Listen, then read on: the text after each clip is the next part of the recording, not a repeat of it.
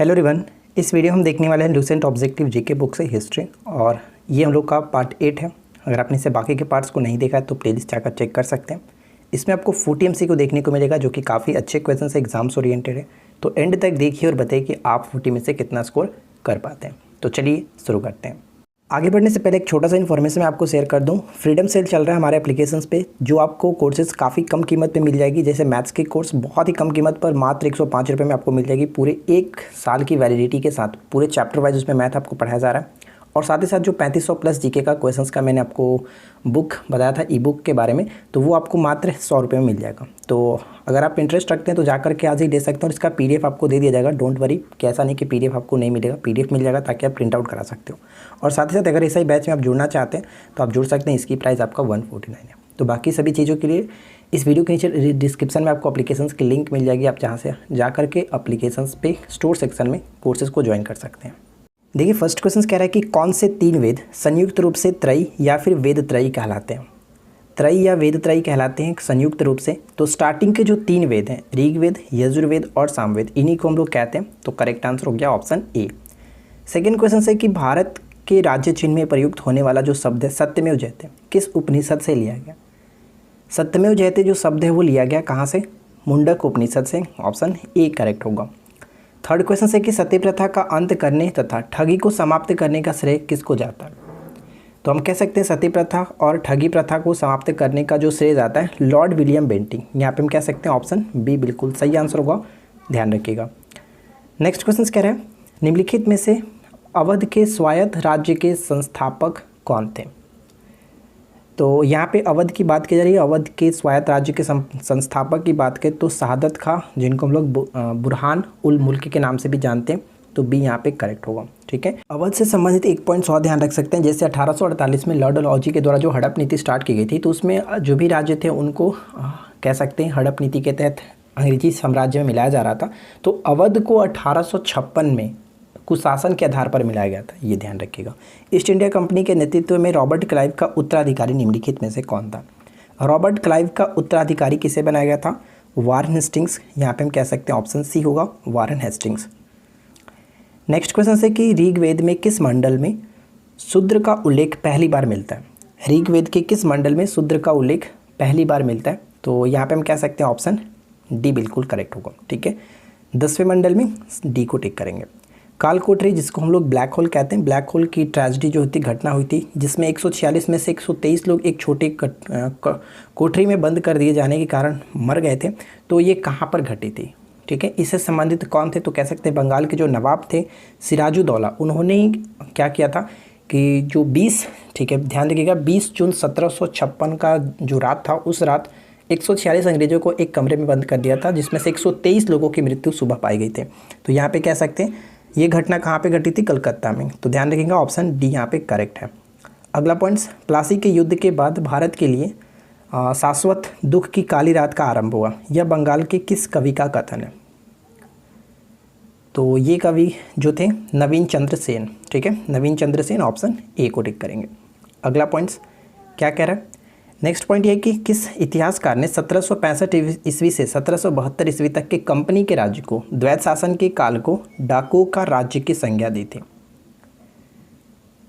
तो ये भी ध्यान रखिएगा, द्वैत शासन का काल 1765 से 1772 तक था। तो किसने कहा था, तो कह सकते हैं KM पणिकर। ऑप्शन बी को टिक करेंगे, KM पणिकर ने कहा था। किस देवता के लिए ऋग्वेद में पुरंदर शब्द का प्रयोग हुआ है। पुरंदर शब्द का प्रयोग किस देवता के लिए हुआ है ऋग्वेद में, इंद्र के लिए। ठीक है, इंद्र, यहाँ पे ऑप्शन ए को टिक करेंगे। उम्मीद करता हूँ कि वीडियो आपको अच्छी लग रही होगी। वीडियो पसंद आए तो प्लीज़ लाइक ज़रूर करें, शेयर करें और साथ साथ चैनल को सब्सक्राइब करके रखें, ताकि इसी तरह की रोज़ाना आपको न्यू वीडियो मिलती रहे। वेदों को अपौरुषेय, ठीक है, अपौरुषेय क्यों कहा गया। तो इसको इसलिए कहा गया क्योंकि हम कह सकते हैं कि वेदों की जो रचना है देवताओं के द्वारा की गई है, इस वजह से कहा जाता है। तो ऑप्शन हम यहाँ पे ए को टिक करेंगे।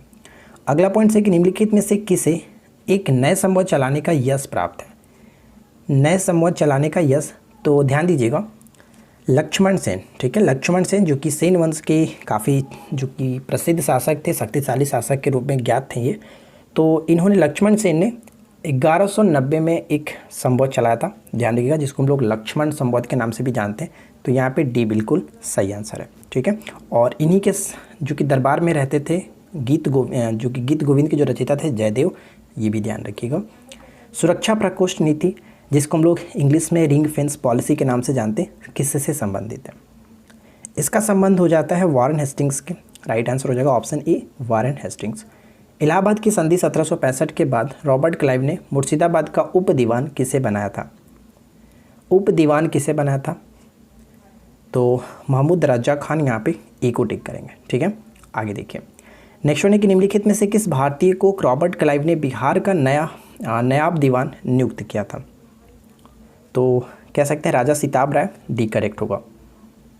नेक्स्ट क्वेश्चंस, ब्रिटिश जनरल जिसने हैदर अली को पोर्टोनोवा के युद्ध में हराया था, हैदर अली को पोर्टोनोवा के युद्ध में, तो यहाँ से पूछा जा सकता है कि पोर्टोनोवा का युद्ध हुआ कब था? 1781, ये ध्यान रखिएगा। तो पोर्टोनोवा का युद्ध में सर आयरकुट ने हराया था, ऑप्शन बी करेक्ट है। निम्नांकित में से कौन सुमेलित नहीं है? तो बताइए यहाँ पे कौन गलत तरीके से मैच किया गया? देखिए, लॉर्ड कर्नवालिस स्थायी बंदोबस्त से संबंधित है 1793, इसमें कोई दिक्कत नहीं। लॉर्ड वेलेस्ली 1798 में उन्होंने स्टार्ट किया था सहायक संधि प्रणाली, ये भी सही है।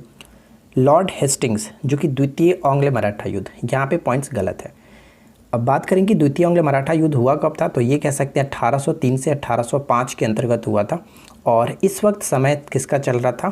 तो 1798 से हम कह सकते हैं ये जो थे लॉर्ड वेलेस्ली ही चल रहे थे। ठीक है, 1805 तक थे। तो लॉर्ड वेलेस्ली यहाँ पे होना चाहिए था द्वितीय आंग्ल मराठा युद्ध के संबंध में।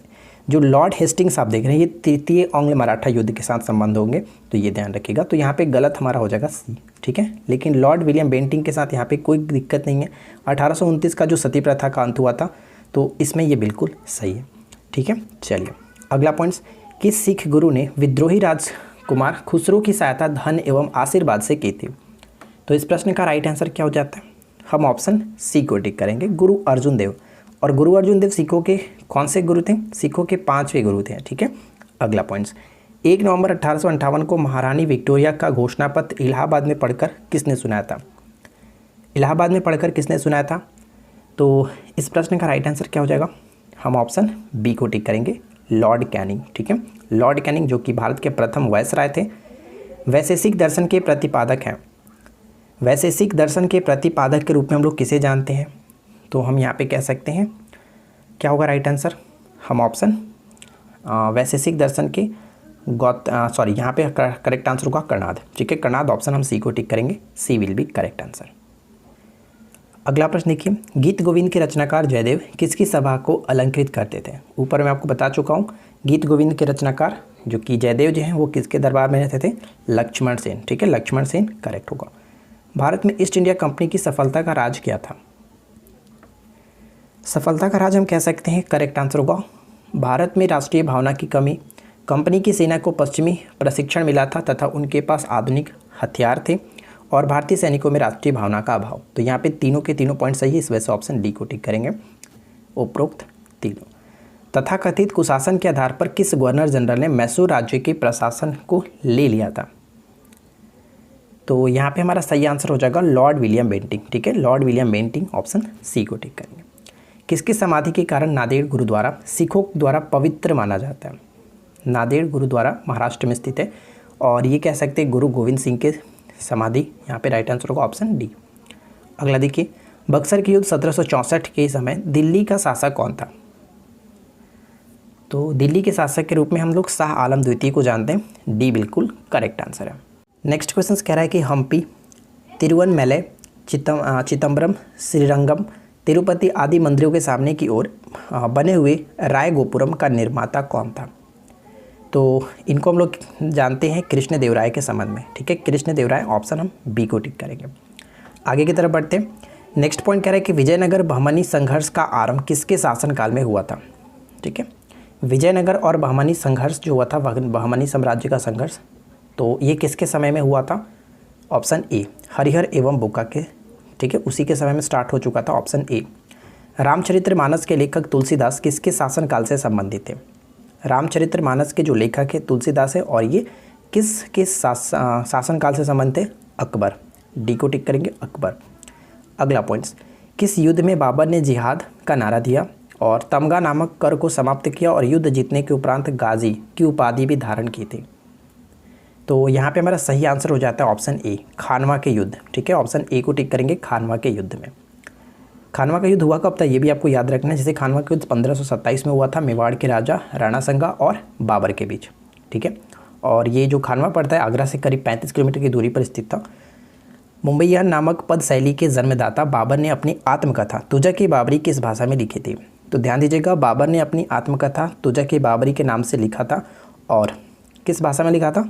तो तुर्की भाषा में। सी को टिक करेंगे, तुर्की भाषा में। अगला प्रश्न देखिए, नेक्स्ट क्वेश्चन है कि गुप्त वंश के किस शासक ने सर्वप्रथम महाराजा धीराज की उपाधि धारण की थी? सर्वप्रथम महाराजा धीराज की उपाधि धारण की थी चंद्रगुप्त ने। ठीक है, चंद्रगुप्त प्रथम कह सकते हैं, ऑप्शन बी को टिक करेंगे। अगला पॉइंट्स कि इतिहासकार वी एस स्मिथ ने किसकी विजयों से प्रभावित होकर उसे भारत का नेपोलियन कहकर पुकारा था? तो भारत के नेपोलियन के रूप में किसे जानते हैं? समुद्रगुप्त को। ठीक है, समुद्रगुप्त को, ऑप्शन डी को टिक करेंगे। समुद्रगुप्त को कविराज के नाम से भी जाना जाता है। चलिए अगला पॉइंट्स, 1857 के विद्रोह के दौरान दिल्ली में विद्रोह का सैन्य नेतृत्व किसने किया था? देखिए, दिल्ली में नेतृत्वकर्ता जो थे वो बहादुर शाह द्वितीय थे, लेकिन सैन्य नेतृत्व की बात जब की जाती है तो वहाँ पे कह सकते हैं बख्त खां। ए को टिक करेंगे, बख्त खां। सूची 1 को सूची 2 के साथ सम्मिलित करना है। तो चलिए हम यहाँ पे एक करके मैच करके देखते हैं कौन किसके साथ सही तरीके से मैच होगा। दिल्ली में जो विद्रोह करने वाले ब्रिटिश अधिकारी थे, यानी विद्रोह को दमन करने वाले जो ब्रिटिश अधिकारी थे दिल्ली में, निकलसन और हडसन थे। ठीक है, कानपुर और लखनऊ में हैवलॉक और कैंपबेल थे, ये भी सही है। झांसी और ग्वालियर की बात करते ह्यूरोज, जबकि इलाहाबाद में कर्नल नील। तो यहाँ पे सभी के सभी बिल्कुल सही तरीके से मैच किया गया। तो देखेगा राइट आंसर तो 1, 2, 3, 4 ऑप्शन ए को टिक कर सकते हैं।